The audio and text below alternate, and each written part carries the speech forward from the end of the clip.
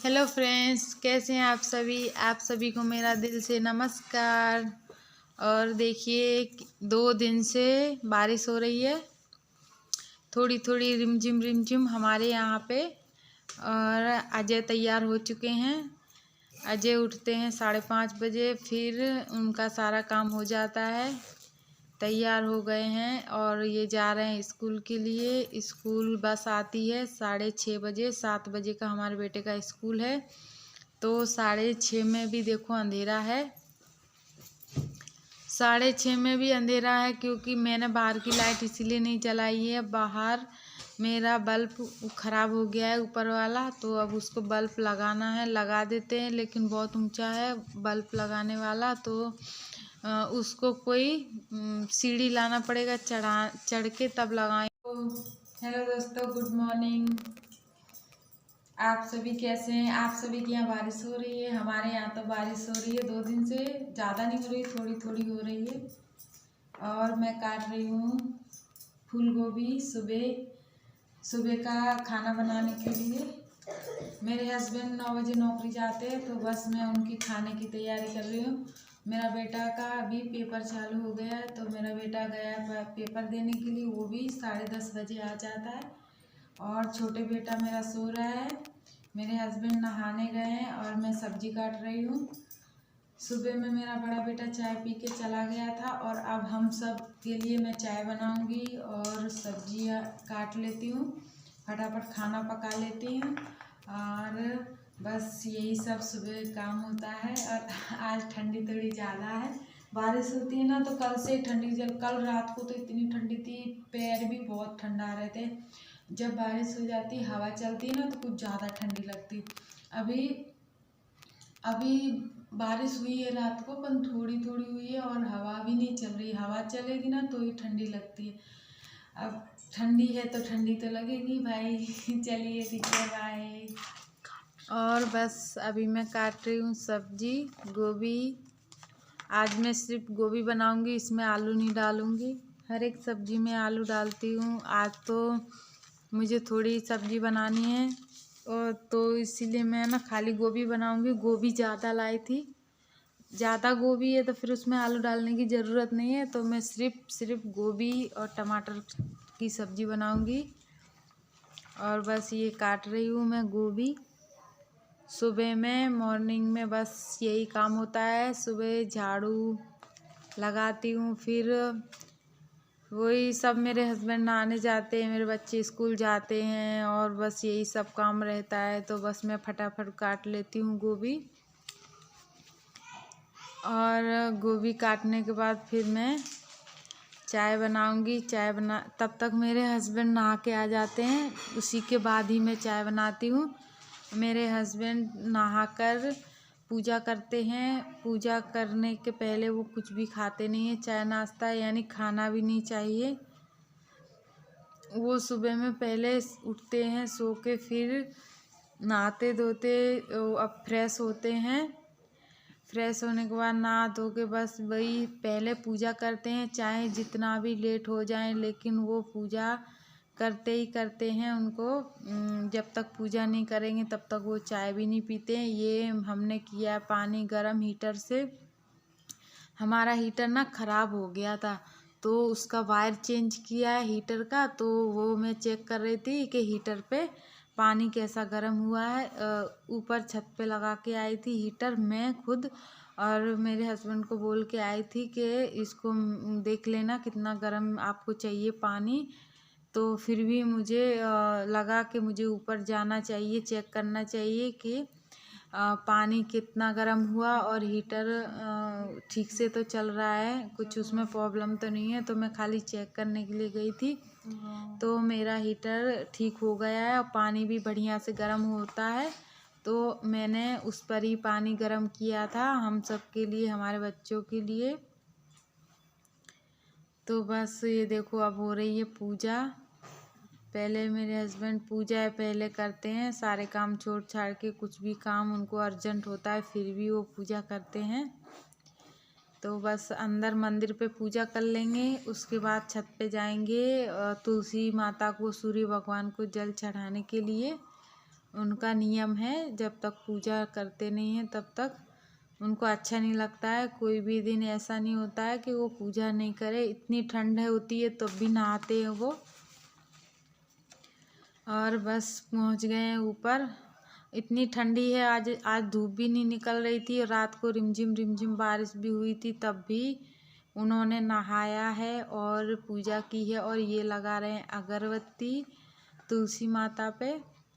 और ये रिकॉर्डिंग करने के लिए मेरा बेटा गया था, तो उसने जैसी भी रिकॉर्डिंग बनी है वैसी की है। तो मेरे बेटा ने मैंने भेजा था। मैं बोला बेटा तुम चले जाओ। छोटा वाला बेटा मेरा रोहन, अजय तो स्कूल गए थे, उनका पेपर चल रहा है। तो अभी उन्होंने तुलसी पे अगरबत्ती घुमाना स्टार्ट कर दिया है। और ये हमारा पप्पू मेरा भीतर ही था घर में ही, लेकिन जब मैं सुबह में गई थी छत पे तो मैं इसको लेके ही गई थी और इसको मैंने पानी में ऊपर छत पे डाल दिया है। छत पे वो मिट्टी वाला पानी है, मिट्टी वाले पानी में वो रहता है, वो कुछ भी नहीं खाता है। अगर ऐसा किसी के पास कछुआ हो तो हमें कमेंट करके बताइए कि ये कछुआ क्या खाता है। हम इसको बहुत अच्छे से पाल रहे हैं, लेकिन हमने इसको अभी तक कुछ खाते हुए नहीं देखा। बाकी हम इसको पानी में सब कुछ डाल देते हैं, टमाटर छोटा छोटा काट के डाल देंगे, धनिया ककड़ी कुछ भी डाल देते हैं, लेकिन ये हमने इसको खाते नहीं देखा कुछ भी। और इसको हम मिट्टी के पानी में डालते हैं तो ये मिट्टी का पानी पीने लगता है। ये पानी बहुत पीता है और इसको मिट्टी के पानी में रहना बहुत पसंद है।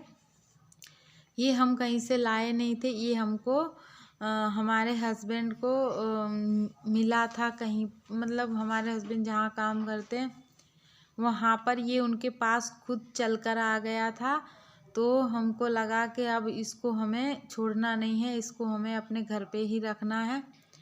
अभी हमारे दोनों बेटे इससे बहुत प्यार करते हैं। इसका नाम भी रखा है पप्पू और बहुत ही प्यारा है, बहुत ही अच्छा है। और हमारा ये ज़्यादातर हम इसको छत पे भी रखते हैं और नीचे भी लाते हैं। छत पे इसलिए रखते हैं क्योंकि इसको मिट्टी का पानी पसंद है और धूप में भी थोड़ा उसको हो जाता है, धूप का भी। और बस ये क्या है, मेरे हस्बैंड जाने के लिए तैयार हो गए थे तो रोहन मस्ती कर रहे थे। एक टॉर्च रखी थी, उसको जला जला के इधर उधर दिखा रहे थे। तो मैं मेरे बेटे को बोल रही थी बेटा रख दो, क्यों उस टॉर्च को जला रहे हो। तो मैंने उसी समय थोड़ा सा शूटिंग कर लिया था। और देखो अब मेरे हस्बैंड निकल रहे हैं काम के लिए। उनका अभी सारा काम हो चुका है, बस काम के लिए निकल रहे हैं। और ये रोहन बैठ रहे हैं गाड़ी पे। रोहन कह रहे हैं मैं भी चलूँगा, लेकिन आगे इसीलिए नहीं ले गए थे कि ये उधर से आएगा ना तो बीच में कुत्ते ने हग दिया था कुत्ता हग दिया था ना। तो सुबह सुबह में तो क्या सब लोग खाना चाय नाश्ते में लगे रहते, तो कौन उठाएगा। तो बोल रहे थे कि रोहन को मत बैठने दो, ये पड़ा है और ये इसमें जल्दी भाग के आएगा तो बिगड़ जाएगा, तो इसको रहने दो, उतार लो। तो वो खुद ही उतर गया नहीं फिर, लेकिन रोज वो जाता ही है पापा की गाड़ी पे। और देखो अब क्या है ना कि अब कितनी मतलब इंसान कुछ भी हो लेकिन इंसान को हार नहीं माननी चाहिए। कितनी भी परेशानियां आए, परेशानियों से हमेशा लड़ते रहना चाहिए। अभी मेरे मायके में कुछ इस तरीक़ा से परेशानियां प्रॉब्लम्स चल रही हैं ना, कुछ भी ठीक नहीं चल रहा है। इंसान को कभी हार नहीं माननी चाहिए। वो कोई मेरी फैमिली मेरे मायके वालों से सीखे। इतनी परेशानियों के साथ भी मेरे मायके वाले, मेरा पूरा परिवार परेशानियों से लड़ रहा है। वो मैं बताऊं आपको कितनी परेशानी है। ये देखिए मेरी मम्मी लेटी हुई हैं। मेरी मम्मी की तबीयत बहुत ही ज़्यादा ख़राब है, इतनी ख़राब है कि उनको एडमिट करना है, लेकिन वो एडमिट नहीं कर सकते। उनको वैसे ही हम लोग बाटला चढ़ा रहे हैं धीरे धीरे। क्यों एडमिट नहीं कर सकते, इसकी एक वजह है। अब इनको एडमिट करेंगे तो घर पे कौन रहेगा। ये देखिए इनको वीवो लगी है और हमारे छोटा बच्चा है भतीजा जो मेरा, आपने पहले भी मेरी काफ़ी वीडियो में मैंने उसका जिक्र किया है, वो काफ़ी बीमार है।